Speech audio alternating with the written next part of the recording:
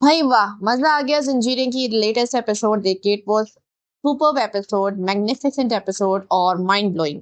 इतनी मज़ेदार, मतलब यार हम इतना एंगेजिंग रहे। मैं कहती हूँ कि एब्सोल्यूट सिनेमैटिक एपिसोड थी, क्योंकि इसमें जो है वो आपका हर थोड़ी देर में कुछ ना कुछ हो रहा था। There was so much action, so much revealings and जितनी चीज़ों का हमें इतने अरसे से इंतज़ार था, सवालात थे, वो सब जो है वो हमारे दिल को ठंडक मिली इस एपिसोड से। And I am really really happy, specially Anaya Shahid. I want to appreciate her.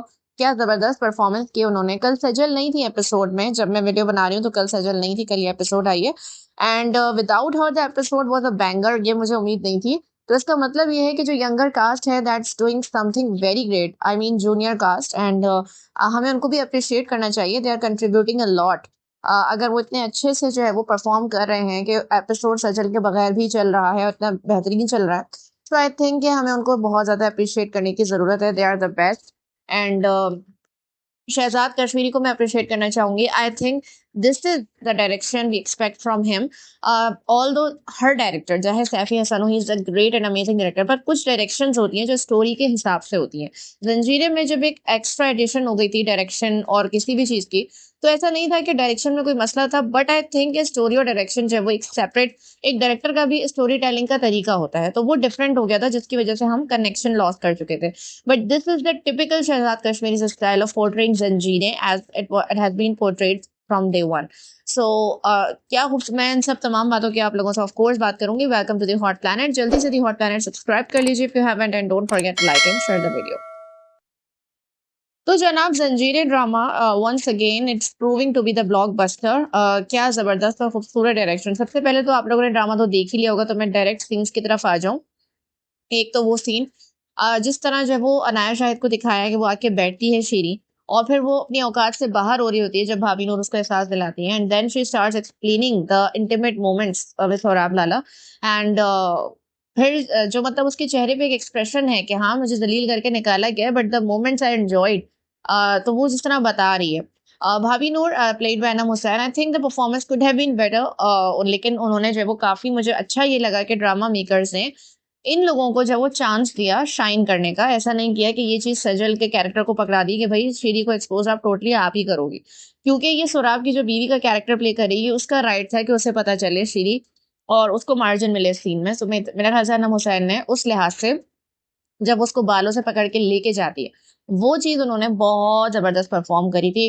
And बहुत गूज बम्स हुए थे जब वो अपनी लिमिट क्रॉस करने लगती है श्री, तो उसके मुंह में पानी फेंकती है और वहां से जंजीरें सॉन्ग स्टार्ट होता है। My god, goose bumps. तो ये टिपिकल शहजाद कश्मीरी डायरेक्शन है I was expecting from this drama, और कल हमें जबरदस्त और एब्सोल्यूट तरीके से मिली। और फिर वो बालों से उठा के और फिर जाती है, जो बीजान उसकी आवाज एकोड होती है पूरी फिजा में। एंड फिर वो कहती है मुझे इंसाफ चाहिए। तो बहुत ही ज़बरदस्त, बहुत मज़ा आया, बहुत इंटरेस्टिंग एपिसोड रहा। एंड फिर वो कहती है कि इंसाफ चाहिए, और फिर सरबुलंद एज ऑलवेज उसने अभी तक बीजान को बताया ही नहीं था। हालांकि जिससे पहले वाली एपिसोड थी वो मैं डिस्कस करना इसलिए पसंद नहीं करी, क्योंकि उसमें यही हुआ था कि जो जो भी हम टीजर्स में देख चुके हैं कि सोराब और जाफरान मिलने वाले हैं, गुलमहर तोरसम को बता देती है। एंड फिर जो है वो, खैर अब ये था कि वो कहती है कि मुझे इंसाफ चाहिए, उसको जमीन पे फेंकती है, और फिर मुझे सारी बातें। अब जो भाई शीरी ने जो कच्चा चट्टा खोला है सोराब का कि अगर सजा मिलनी है तो फिर तमाम चीजों की मिले ना, जिस तरीके से वो from the day one explain करती है, जहर देने वाले सौराब थे और बारूदी सुरंग बिछाने वाला सौराब था, बानों को मारने वाला वो खुद था। एंड फाइनली द सीन केम, जो ग्रेव डिगिंग सीन था जब हमने देखा, और वो कितनी दफा हम ओएसटी में देख चुके थे, और बीच बीच में टीजर हमने इसको होल्ड किया हुआ था स्क्रीन पे, लेकिन अब फाइनली हमें पता चल गया कि भाई बानो तो उसका चैप्टर क्लोज हो चुका था। And the day they buried her at the night, तो और आपको उस वक्त रोना, आई थिंक रजा अली आबिद को बहुत अच्छा उनका कैरेक्टर मार्जिन था इस ड्रामे में, and he did justice with it. उनको उन्होंने प्रूव कर दिया अपने आप को। सो द वे विलन, एक विलन जो है ना वो कभी ना कभी तो रोता है, कोई ना कोई तो उसकी जिंदगी में होता है जो उसके लिए इंपॉर्टेंट होता है। हाँ, उसके मकसद से ज्यादा इंपॉर्टेंट नहीं हो सकता, लेकिन कोई ना कोई तो होता है। तो जिस तरह उसने रो के वो चीज को, इमोशन को पोर्ट्रे किया है ना, so I was literally in of his performance कि यार क्या जबरदस्त यार। तो वो जो सारा फ्लैशबैक था, एंड फिर वहां से जो है वो बीजान तो बेचारी बिल्कुल ही ढह गई है कि भाई क्या क्या चल रहा है, क्या हो रहा है।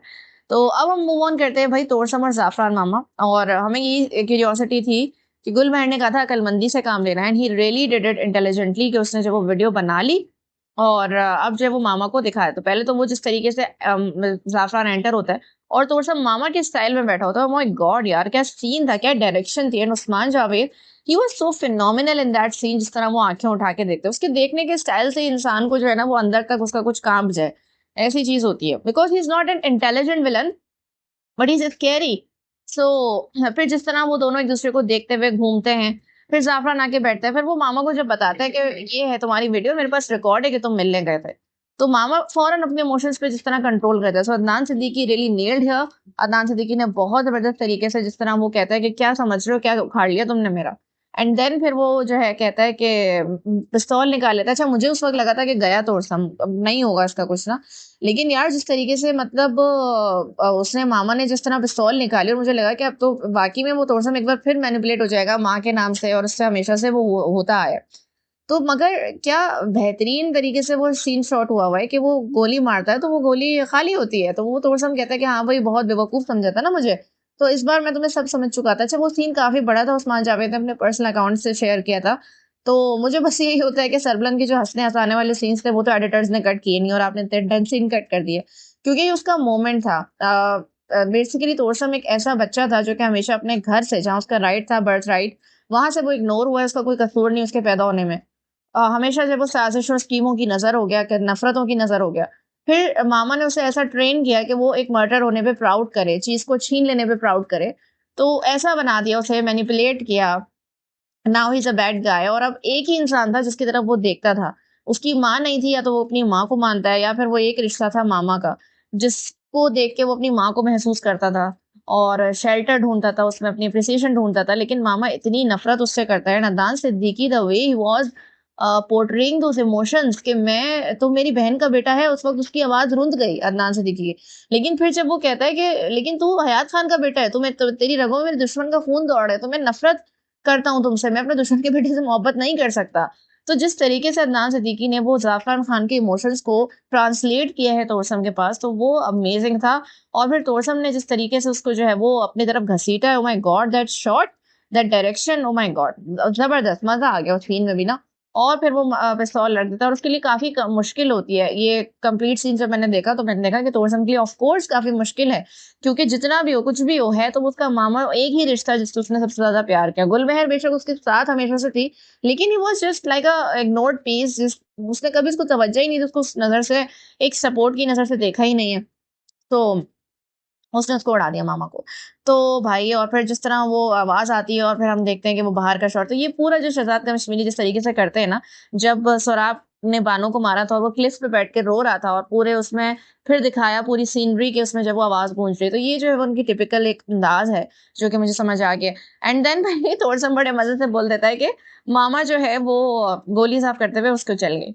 तो मुझे यही होता है कि तोरसम को इन्होंने कैरेक्टर में रखा, that was the good part, क्योंकि गुलमहर ने जितनी ज्यादा उसको समझाया था कि तुम्हें, तो उसने वहां तक तो अकलमंदी दिखा ली कि भाई मुझे जो है वो पकड़ना कैसे। लेकिन अगर वो सरबुलंद की तरह ये करता ना कि जिरगा बैठेगा मैं तेरे को एक्सपोज करूंगा, मैं तेरे को सरबुलंद के पास लेके जाऊंगा, ये सब नेचुरल हो जाता है, क्योंकि कैरेक्टर हमेशा नेचर तब्दील नहीं हो सकती, उसकी कैरेक्टर को कैरेक्टर में ही रहना होता है। हाँ उसकी जो है वो अच्छाई और बुराई तब्दील हो सकती है, he can be a good guy, but nature के इम्पल्सिविटी, इमोशनल होना और ये चीजें नहीं जाती। सो वक्त के साथ चेंज हो जाती हैं, बट दिस इज हाउ तोरसम इज, कि अगर उसके सामने उसका दुश्मन होगा, जैसे मुदस्सिर उसके लिए उसका दुश्मन था, उसने मार दिया, उसने बगैर सोचे समझे मार दिया। And here it is Zafran Khan, लेकिन इधर उसने सोच के मारा कि मैं बोलूंगा मामा गोली साफ करते हुए चल गई। तो यहाँ उसने बड़ा सोच के किया। तो तोरसम अपने कैरेक्टर में रहा भाई, उससे नहीं हो सकता ये कि वो इस तरह इंतजार करे। अब यहाँ पे मैं थोड़ा दो इश्यूज उठा देती हूँ कि भाई सजल बिल्कुल भी नहीं थी, एक ग्लिम्स तक हमें उनका नहीं मिला। तो यार मतलब सजल अब तो बीवी है रबिया तो सरदार की, उस बीवी की हैसियत से होना, इससे ज्यादा तो वो पहले हवेली में घूमती थी, कभी बीजान का ख्याल कर रही है, कभी कुछ। और शीरी को एक्सपोज जो स्टार्ट करना शुरू किया था वो तो सजल ही थी, वो तो रबिया थी। तो उसको होना तो चाहिए था। ऑफ कोर्स हमें पता है भाई डेट्स नहीं मिली होंगी या कोई ऐसा मसला होगा कि रबिया सीन में ना, ऐसा हो नहीं सकता, लेकिन यार फिर भी थोड़ा सा तो इन चीजों पे हमेशा कोई ना कोई मसला रह ही जाता है ड्रामे में ना। तो बहरहाल हमने इसलिए इसे इग्नोर किया कि काफी सारे यंगस्टर्स जूनियर्स ने बहुत जबरदस्त परफॉर्मेंसेस दिए हैं, तो उनको अप्रिशिएट करना ज्यादा जरूरी है, बजाय इसके कि उस लूप होल को हम पकड़ के बैठ जाएं। ऑल्सो अदनान सिद्दीकी का जो वो उसने उसने गोली मारी और उसको गिरते हुए दिखाना चाहिए था, उसका कोई शॉट होना चाहिए था, कोई एंड होना चाहिए था। गुल महर जो कि मेहरमा अलीन खान प्ले कर रही हैं, वो इतना प्यारा खूबसूरत परफॉर्म कर रही हैं, वो डिजर्व करती थी कि उनको उस वक्त कैमरे में सामने लाया जाए। और ये था कि गुलमहर आ रही है, उसको देखो, और वो आके कंसोल करती तोसम को दैट तोसम you are all right and the one this is the one good thing you did today, so you did it right, don't regret it. तो कुछ तो ऐसा होता, क्योंकि वो मास्टरमाइंड थी यार इस सारी गेम की। उस बेचारी को तो दिखाते हैं she is the beauty with the brains, तो उसको तो दिखाते हैं। जितनी भी लड़कियों ने ये सारी प्लानिंग करी थी सजल ने, उनको सबको बेचारियों को गायब भी कर दिया। हाँ, ये अच्छी बात है कि शीरी का कैरेक्टर उन्होंने फुल जो है वो एक्सप्लोर किया, फुल उसको बताने दिया कि किस तरीके से सब हुआ। और जिस तरह शीरी का, हाँ मैं वो भी कहूंगी, जिस तरह वो टूटती है बताते हुए कि बानो बीबी जो है वो मेरे हाथों से मैंने उनको दफनाया है, तो भाई मुझे तो लगा कि वो सजल से सीख गई हैं और कि कैसे करना है। And I saw a little Sajal in her, के क्या जबरदस्त एक्सप्रेशन दे रही है हार्ट ब्रोकन होने के। तो मुझे तो बड़ा मजा आया इस पूरे एपिसोड में। एंड अब आ जाते हैं हम इस एपिसोड के तीसरे पार्ट की तरफ, जिसमें हमने देखा सोराब लाला बड़े आराम से जो है वो घर पहुंचते हैं, और भाई वहां पे तो हालत टाइट हो जाती है, ऐसी सिक्योरिटी हो रही है, सब उनकी तरफ राइफल तानने थे, जरगुन के सर पे पिस्टल रख दिए। और फिर आते हैं सरदार सरबुलंद भाई ऐसा ऑरा मेंटेन करते हुए। यहाँ पे मुझे लगा कि सरबुलंद ने वो किया जो हमें चाहिए था, स्विफ्ट एक्शन, कि भाई मैं तुम्हें सजा सुनाता हूँ, इस कत्ल में, इस कत्ल में, इस कत्ल में गिरफ्तारी होगी तुम्हारी, और जगह पे कल बैठोगे और तुम्हारा फैसला वहां होगा। तो ये मुझे बड़ा जबरदस्त लगा कि ये चीज जो थी ये बहुत ज्यादा रिक्वायर्ड थी सरबुलंद की तरफ से, because he was again cold. जब उसे बानो की डेथ का फाइनली पता चला था, जस्ट हमने देखा कि वो काफी शॉक था, उसके आंखों में आंसू थे। बट आई थिंक कभी कभार तो ठीक है, वो एक काम और कंपोज इंसान है, कभी कभार किसी कैरेक्टर को कैरेक्टर में से बाहर निकाल के उसको उसकी लिमिट्स को टेस्ट तो करें, ताकि वो कभी तो चीखे वो कि यार मेरी बानो जो है वो इतने अरसे से इसी घर में दफन थी और मैं देख ही नहीं पाया, मुझे पता ही नहीं चला। तो ये बहुत तकलीफ की बात है उसके लिए कि बानो उसको बचाते हुए मरी है, उसके अपने भाई को एक्सपोज करते हुए मरी है। तो ये एक बहुत बड़े ऑनर की बात है, उसके लिए कुछ तो ऑनर होना चाहिए मेरे ख्याल से ड्रामे में। सो सहर आशमी का भी कल हमने देख लिया। तो जब इतनी सारी हम देख रहे थे गर्ल्स का शो डाउन, तो हमें सजल और मेहरबान को भी दिखाना चाहिए था मेरे ख्याल से। सो वहां पे जो है वो भाई फिर अब आती है अरज़ आलिया की जबरदस्त acting. The he is silent, he is not saying a word, he is not uttering a single word. और जिस तरह यार वो देख रहा होता है और फिर वो पसीना साफ करता है उस रुमाल से। And remember this was the handkerchief back then in the childhood, जैसे उसने बानों के लिए भी यूज किया था, उसको साफ किया था, तो उसका जख्म साफ किया था। तो मुझे होता है कि वो अब तक इस चीज को लेके घूम रहा है। और फिर वो उसका जख्म, और फिर जब वो जो पहले वो पसीना साफ करता है और हमेशा वो जब भी फंसता है ना तो वो यही करता है, और फिर वो जेब में रख लेता है। लेकिन then after a moment he realize that game is over, और उसे ये भी एहसास होता है हवेली की बुनियादें तो मैंने हिला दी हैं। सो भाई वो रुमाल फिर से पॉकेट से निकाल के, and the way he throws it away, wow what a performance Raza Ali Abid, and what a direction it is. कि बहुत ज़बरदस्त मुझे लगा कि उन्होंने जिस तरीके से वो फेंका, और उसने कहा that my game is finished, और फिर जिस तरह वो मुँह ऊपर करके जिस तरह वो हँसते, एक हल्की-सी स्माइल होती है उसके चेहरे पे, तो वो कितनी ज़बरदस्त बात थी यार कि वो एक बंदा जो है वो बगैर कुछ कहे रियलाइज़ करवा रहा है कि my game is over and yeah I did it.